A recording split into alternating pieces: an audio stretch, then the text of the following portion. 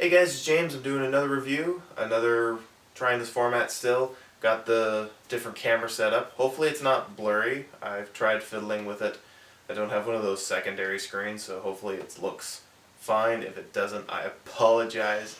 But this review today, I'm going to be watching Jumper with Hayden Christensen, directed by Doug Liman, the director of The Bourne Identity, and after he did this, he went on to direct Edge of Tomorrow. This is another film that I've seen, but I haven't seen in years. I think this film came out 2008, according to the DVD. I remember kind of enjoying it. I think I've seen it twice. I remember kind of like enjoying the teleporting element to it, and just kind of like enjoying kind of the adventure feel to it. Looking back on it, I don't think it's very good, so it's kind of one of the reasons why I'm rewatching it.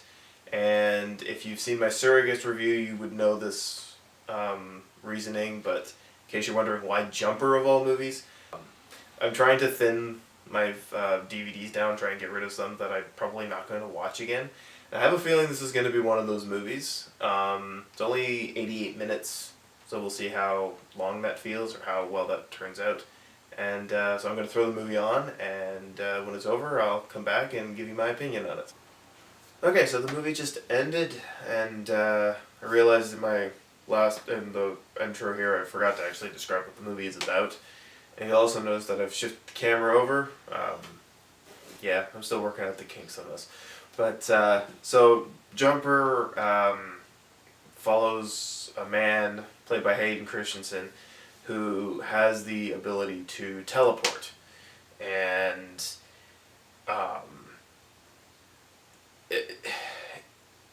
that's about it. He discovers that he's not the only one, and that there is a crew or a group of people that dedicate their lives to hunting the Jumpers, and amidst all this, he's trying to win the heart of his childhood sweetheart.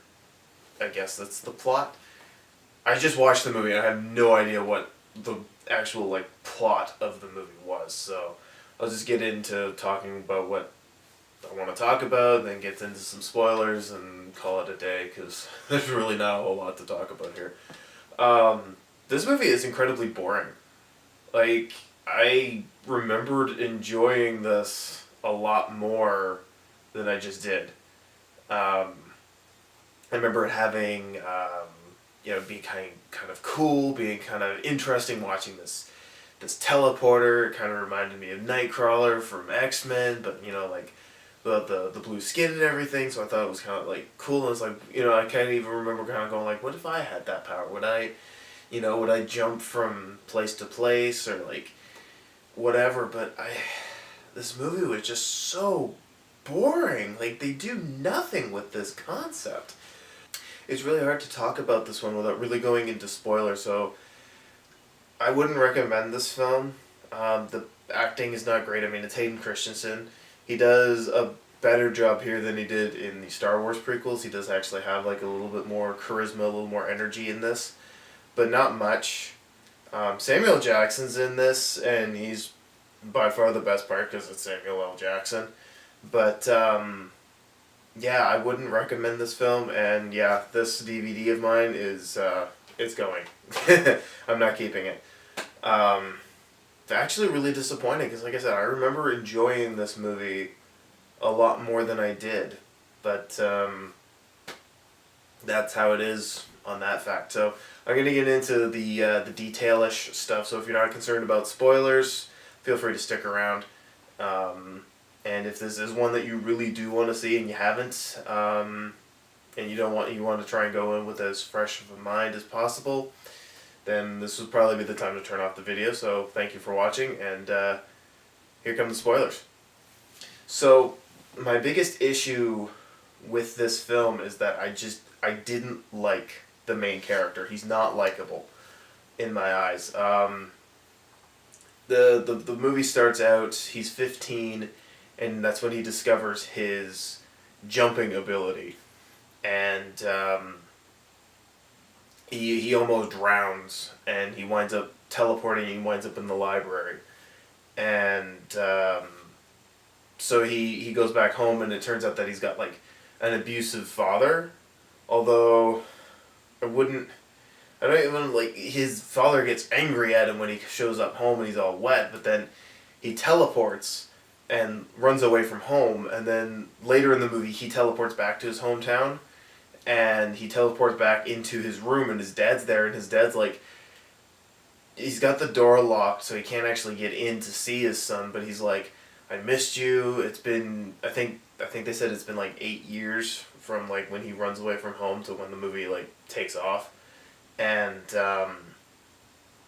his dad just seems like really like upset that his son left, but not like angry upset, like sad upset. And it's like, it doesn't really sound like an abusive father, and like the rest of the movie never, like anytime the father comes on screen, there's nothing really about him that seems like he was abusive. It just sounds more like, I'm a 15-year-old kid and I don't like my dad, so I'm running away from home. There really wasn't that kind of connection, and who knows, like I don't know exactly what they were going with that one.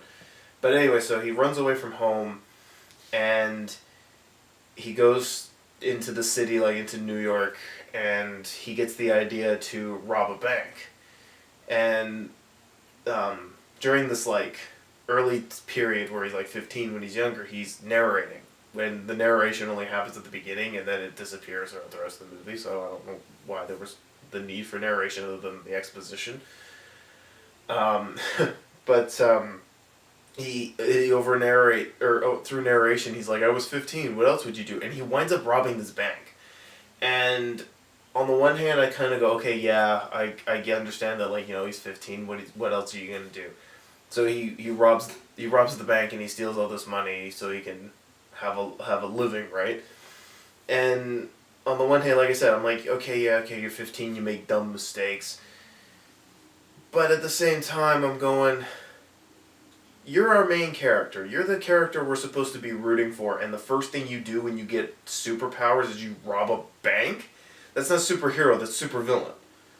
But I was willing to kind of like, okay, we'll see where the rest of this goes. And it cuts forward 8 years, and he's in his apartment. He's got all this stuff. He's got a Ski-Doo, he's got a mountain bike, he's got all these things. And like, he's not even like walking through his apartment, he's jumping through his apartment. He's teleporting from like, from the couch to the camera, or like that kind of distance. He's not walking around the island countertop in his kitchen. He's jumping past it to get to the fridge, and he sits on the couch and the remote's on the other side of the couch, so he just jumps to the edge of the couch. And I'm like, our hero, everybody, he's so lazy that he's relying on his power so much to do stuff.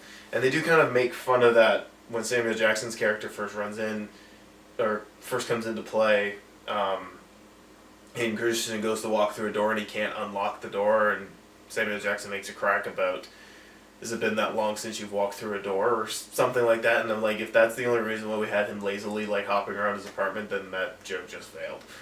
But I was like, okay, so he's just lazy, okay. And then it just shows him, and he's not doing anything. He just jumps around, and he's not doing anything with the powers.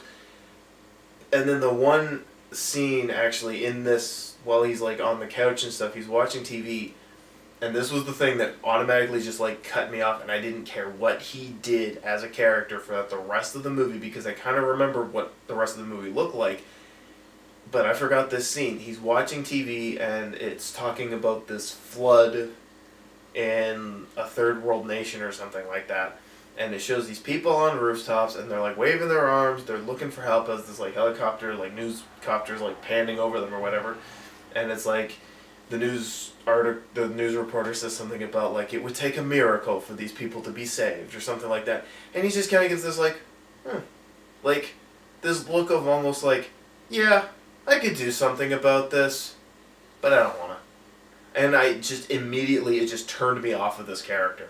I did not care about anything that he did from that point on, because it was just like, kind of Spider-Man theology, with great power comes great responsibility, and he doesn't do anything. He just lounges around. He jumps over to the Sphinx to have a sandwich. He's hanging out on Big Ben in London. He goes and meets some random woman and then beds her, and then when she's asleep, he gets up and he jumps away before having to make any committal issues or anything. And it just, he was just not a likable character. And then he goes back to his... So then Samuel Jackson shows up and basically tries to kill him right then and there. And then he teleports away, he goes back to his hometown to kind of escape Samuel Jackson. And in this scene, Samuel Jackson mentions that he's been robbing banks this whole time. So 8 years. It didn't... when I first saw it, I thought that he just robbed the one bank and he just kind of lived off of that because of how much money he made. But no, he's been robbing banks this entire time. And I just, it was just, more and more making me not like this character. And then, so he goes back to his hometown, he gets into a fight with his old bully, and he teleports the guy into the bank vault, and then leaves the guy in the bank vault. And I was like, I can get behind these movies that do the bully gets their comeuppance, and, the main character has a power or something and winds up using it against the bully and kind of gets that, triumphant comeback against the bully or whatever. I can get behind those. But it's you literally just had a guy threaten to kill you, and he's been hunting you for 8 years, and he's acknowledged to the fact that he's been hunting you for 8 years, and you drop your bully in the middle of a bank vault? Do you not think that he's going to come looking for you? And he's going to come across this kid that's been dropped in, or this guy that's been dropped into a bank vault by a teleporter and not say anything about it? It's just dumb decisions like that, again, made me not like this character. And then, we get this forced romance with him and his high school sweetheart, or whatever she was, and that's, the majority of the movie. Half of the movie is devoted to them they fly out to Rome because she wants to travel the world. She's always wanted to travel the world. She's just stayed in her hometown, so they fly out to Rome, and then he winds up getting embroiled in this, so-called war with the paladins, which are what Samuel Jackson is. He's a paladin. He hunts the jumpers, these hunters of jumpers. And it just... nothing happens. In this, block of time, he meets another jumper who doesn't really do anything until there's, a fight that breaks out, and then the guy kind of, does something, but not really. And it's just... a lot of it's just kind of... well, what are we going to do? I don't know. And it's just there's this war brewing, but there's a little bit of exposition to it, but there's not enough to really satisfy you. And I feel this reminded me of The Amazing Spider-Man, or I Am Number 4, or all these other movies that have tried to get a franchise. So they left a lot of open-ended questions so they could answer them in sequels. Instead of actually putting focus into the movie, they've tried to make it more of a jump-off point so they could have more movies, which clearly this never happened. Because this is the only jumper movie. And yeah, I was sitting there, I'm there's nothing going on, nothing's happening, it's just an hour and a half of wasted potential and overall nothingness. And it was really disappointing. And yeah, there's really not much else to say about it. The action is... when there is action, it's shaky as crap, and you can't make out what's going on. There's a lot of, issues with logic. Some things don't seem like they would work, but then all of a sudden they can. Or, for, one instance it'll work, or, there's a lot of things where it's just, it's sci-fi, so it makes sense. And it doesn't. They don't explain it properly. So, yeah, that's all I really feel like saying about this movie. I don't really want to give it my time anymore. So, thanks for watching, and if you like this, don't forget to subscribe if you yourself are jonesing for film.